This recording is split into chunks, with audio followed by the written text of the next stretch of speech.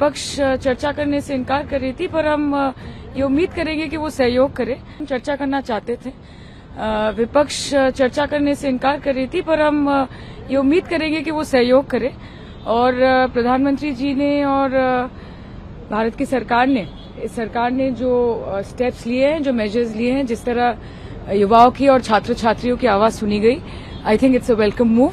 आगे चर्चा बढ़े और एक कंस्ट्रक्टिव डिबेट हो, डिस्कशन हो, यही चाहूंगी एक पार्लियामेंटेरियन होने के नाते।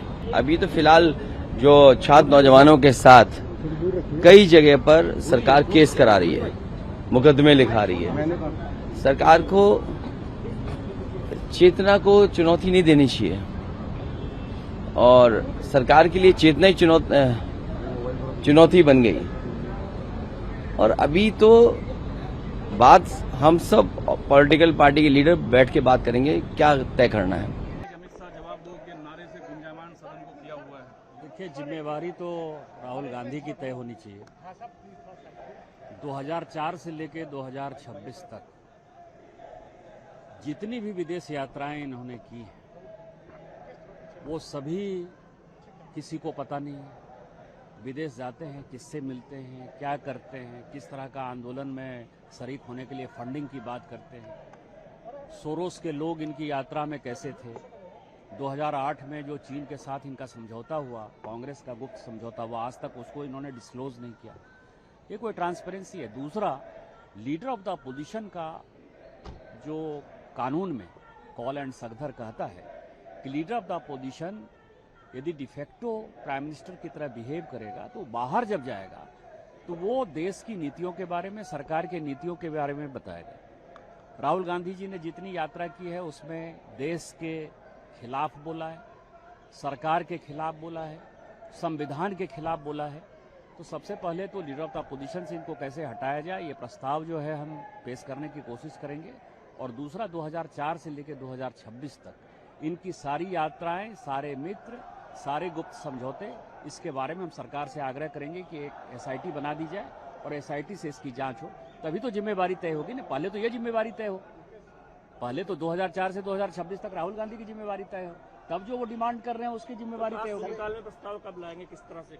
अभी हम कोशिश करेंगे इसके लिए। मांग कर रहे थे, इस्तीफे के बाद भी संसद के बाहर वो लोग जिस तरह से प्रोटेस्ट कर रहे हैं, ये सभी जो है देश तोड़ने की साजिश में शामिल हैं। और जिस तरह की घटनाएं सामने आ रही हैं, जिन लोगों ने फंडिंग की है, जिन लोगों ने पैसे दिए हैं, जिन तरह की चीजें हुई है, और जिसमें कांग्रेस का सबसे बड़ा योगदान है। राहुल गांधी विदेशी ताकतों के हाथ में बिके हुए एक पुतले हैं। ये राहुल गांधी थोड़े हैं, ये पुतला है जो विदेशी शक्तियों का एक शरीर में है कि राहुल गांधी है, गांधी परिवार है, इसीलिए इसकी इतनी हैसियत। तो यहाँ मकर द्वार पर जबरदस्त तरीके से एक तस्वीर देखने को मिली। जब जैसे ही धर्मेंद्र प्रधान मकर द्वार पर पहुंचे तो विपक्ष और पक्ष के सांसद जो है आमने सामने आ गए और विपक्ष के सांसदों द्वारा जबरदस्त तरीके से नारेबाजी की गई। प्रधानमंत्री के खिलाफ नारेबाजी की गई और धर्मेंद्र प्रधान के खिलाफ नारेबाजी की गई। आप देख सकते हैं यहाँ पर सीधी तस्वीर हम अपने दर्शकों को दिखा रहे हैं कि आखिर यहाँ पर मकर द्वार के सामने किस तरीके का माहौल जो है वो बना हुआ है।